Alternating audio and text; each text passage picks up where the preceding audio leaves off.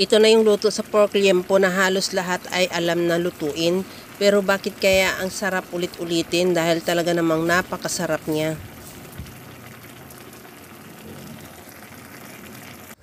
Mayroon ako ditong kalahating kilo ng pork liempo na hiniwa ko lang din siya ng pa-serving cut. Ilagay ko lang din yan sa kaldero at lagyan ng tubig. Depende yan ang dami ng tubig sa dami ng karni. Basta palampasan mo lang para sigurado yan ay makapapalambot na sa ating karni. Takpan hanggang sa kumulo at tanggalin yung mga impurities. Habang ginagawa ko yan mga kalasa, kung bago ka pa lang sa aking channel, welcome. At huwag kalimutan mag-subscribe at i-click ang bell button para sa mga notification. At kung dati ka pa, welcome back at i-follow mo na rin ako sa aking Facebook page Lasang Pilipina. Pagkatapos niyan, ilagay ko na yung kamatis at sibuyas. Takpan ulit hanggang sa kumulo.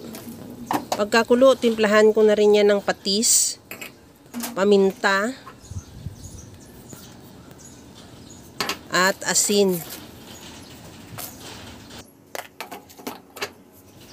Ilagay ko na rin yung mais.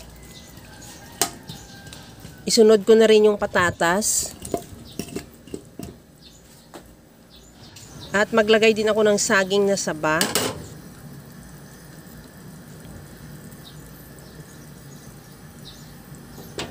Takpan ulit hanggang sa maluto lang. At bago naman matuluyang maluto yung ating mga patatas, mais at saka saging, ilagay ko na rin yung stem ng pichay, yung pinaka white part niya. At takpan ulit hanggang sa maluto.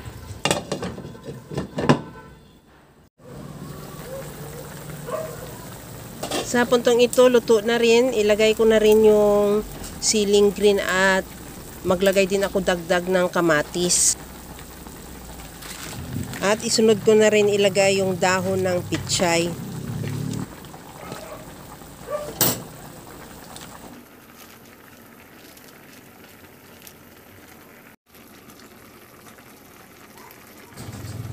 At takpan ko ulit yan para hanggang sa maluto lang din yung pichay.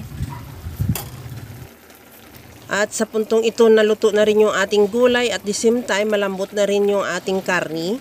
Tikman ko na muna kung ano pa ang idagdag kong timpla. Maglagay ako ng liquid seasoning or pwede mo rin timplahan ng patis or asin.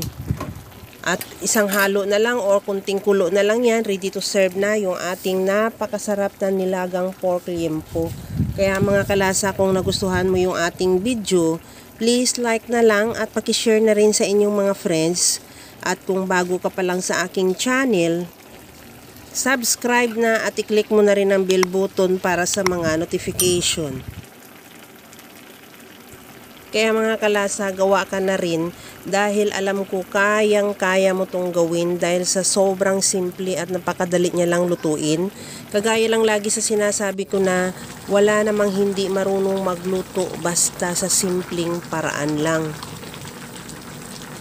Ito na mga kalasa, presenting yung ating napakasimple at napakadaling lutuin na nilagang pork liempo. Na alam ko na lahat ay halos alam na ito lutuin, pero napakasarap niyang ulit-ulitin dahil sa sobrang sarap niya rin din naman.